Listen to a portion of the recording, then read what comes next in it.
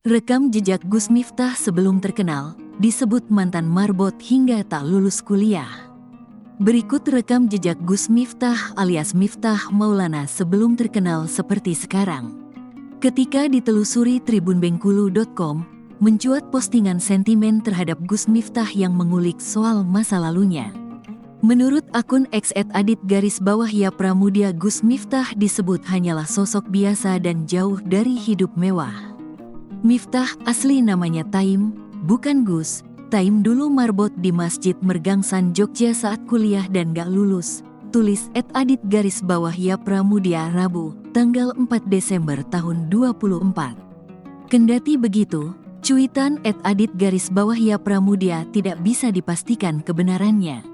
Namun, selama ini Gus Miftah dikenal publik sebagai sosok ulama yang cukup terkenal di Indonesia.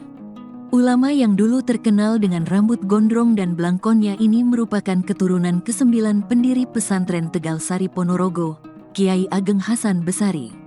Mengikuti jejak sang ayah, Gus Miftah juga mendirikan pondok pesantren Ora Aji yang terletak di Dusun Tundan, Dewa Purwomartani, Kecamatan Kalasan, Kabupaten Sleman, DIY. Sebelum menjadi seorang ulama, Gus Miftah sempat menempuh pendidikan agama di Pondok Pesantren Bustanul Ulum Jaya Sakti, Lampung Tengah. Setelah lulus dari pondok pesantren, Gus Miftah melanjutkan pendidikan di Universitas Islam Negeri, UIN, Sunan Kalijaga, Yogyakarta jurusan Kependidikan Islam Fakultas Tarbiyah pada 1999. Sayangnya, Gus Miftah tidak menyelesaikan kuliahnya di UIN Sunan Kalijaga ini. Namun Gus Miftah berhasil meraih gelar sarjana pendidikan program studi pendidikan agama Islam Fakultas Agama Islam Universitas Islam Sultan Agung, Unisula, pada 2023.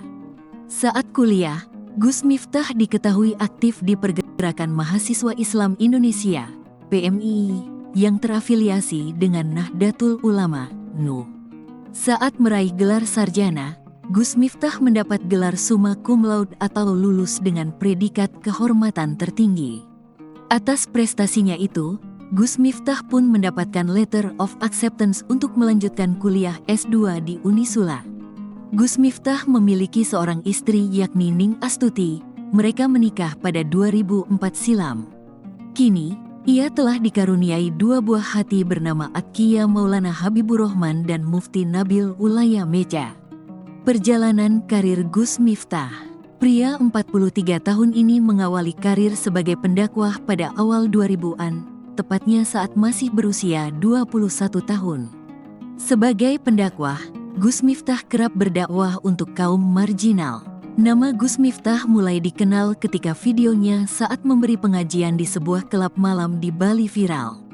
Awal karir dakwah Gus Miftah bermula ketika melaksanakan salat di musala sekitar Sarkem, area lokalisasi di Yogyakarta. Di tempat itu, Gus Miftah menggelar pengajian rutin dan diikuti oleh pekerja di sekitar area lokalisasi. Gus Miftah juga kerap mengadakan kajian di klub malam hingga salon plus-plus. Aksi Gus Miftah berdakwah untuk kaum marginal ini mendapat dukungan dari Habib Lutfi bin Yahya asal Pekalongan, Jawa Tengah. Gus Miftah diangkat utusan khusus Presiden Prabowo. Gus Miftah juga dikenal sebagai salah satu pendukung Prabowo Subianto dalam kampanye pemilihan presiden 2024. Pendakwah itu aktif dalam beberapa kegiatan kampanye, termasuk acara Istighosah Hafizah di Semarang pada tanggal 30 Desember tahun 2023, di mana Miftah berkampanye bersama politisi Partai Golkar, Dico Ganinduto. Setelah Prabowo menang di Pilpres 2024, Gus Miftah mendapatkan jabatan di pemerintahan Prabowo Subianto Gibran Raka Buming Raka.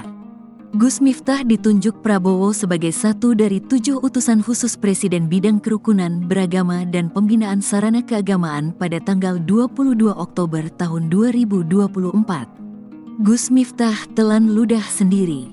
Beredar video lawas Gus Miftah sebut jangan pernah menghina orang saat mengisi ceramah di salah satu pengajian.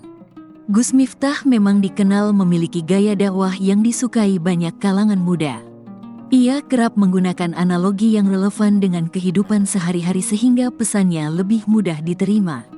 Apalagi Gus Miftah sering mengisi ceramah di klub malam, diskotek, atau tempat hiburan lainnya. Ia beralasan ingin mendekati kalangan yang sulit dijangkau. Baru-baru ini beredar video lawas Gus Miftah menyebut dengan lantang jangan pernah menghina orang. Padahal saat ini dirinya sedang menjadi sorotan publik lantaran menghina alias mengolok-olok penjual es teh keliling. Jangan pernah menghina orang, kalau orang itu balas menghina kita nggak akan masalah. Tapi yang paling celaka adalah ketika kita menghina orang lain, sementara dibalas dengan senyuman, modarwi tak kandani. Mampus atau mati, kata Gus Miftah, dilansir dari Facebook Rahman Ali Masyihar, Kamis, tanggal 5 Desember tahun 2024. Menanggapi pernyataan Gus Miftah itu, tak sedikit dari warganet yang turut merujaknya. Sesungguhnya dia, si Gus, LG menghina dirinya sendiri. Dia tunjukkan kalau dia tahu berbicara tentang ilmu agama. TPI dia TDK punya adab, tulis akun @Yulianti Talib. Senjata makan tuan, balas akun @Nuha. Terkadang Allah SWT mau mengangkat derajat seseorang itu dengan caranya sendiri. Mungkin bagi kita hinaan untuk si penjual es, TPI BGMA Allah SWT telah mengangkatnya ke sesuatu yang lebih baik dari yang tidak ia sangka-sangka. Timpal akun @Umar Anak Kota Mokan. Video Gus Miftah hina penjual es teh. Dalam video yang beredar, Miftah Maulana yang duduk di atas panggung sebagai pendakwah tersita perhatiannya kepada pedagang es teh di tengah-tengah jamaah. Mulanya, Miftah Maulana bertanya lebih dulu apakah es teh tersebut masih ada. Kemudian diikuti dengan kalimat yang kurang pantas. Sebuah video menayangkan Miftah Maulana Habibur Rahman alias Gus Miftah mengolok-ngolok pedagang es teh bernama Sunaji di Magelang, Jawa Tengah, beredar viral di media sosial. Es tehmu seh okehra? Es tehmu masih banyak? Masih. Yo kono didolgo? Yasana dijual doh, ucap Miftah Maulana. Ucapan itu pun langsung disahuti oleh gelak tawa oleh para hadirin yang datang. Miftah Maulana kemudian langsung melanjutkan guyonan tersebut. Dolen disek, enkolak durung payu, wes, takdir, jual dulu. Kalau belum laku, sudah, takdir, ucapnya lagi. Belakangan diketahui bahwa Sunaji mulanya bekerja sebagai pemotong kayu. Tetapi, dia pernah mengalami kecelakaan yang membuatnya patah tulang. Akhirnya, demi menghidupi keluarga, Sunaji pun beralih menjadi pedagang es teh. Saat ini, Sunaji merupakan tulang punggung dari istri dan kedua anaknya yang masih duduk di bangku SD dan SMP. Ia juga masih tinggal di rumah mertuanya di Magelang.